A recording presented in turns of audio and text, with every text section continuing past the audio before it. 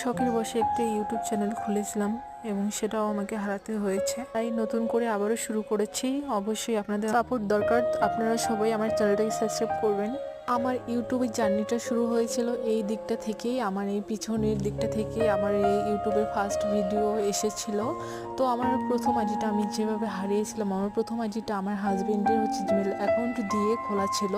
তো যখন আমার ইউটিউব চ্যানেলটাকে ভেরিফাই করতে হবে, সেই সময় আমি ভেরিফাই করতে গিয়ে যখন জিমেল আইডির পাসওয়ার্ড দিতে হয়, তো তখন আমার হাজবেন্ডের মনে ছিল না, সে জিমেল আইডির পাসওয়ার্ডটা হারিয়ে ফেলেছে।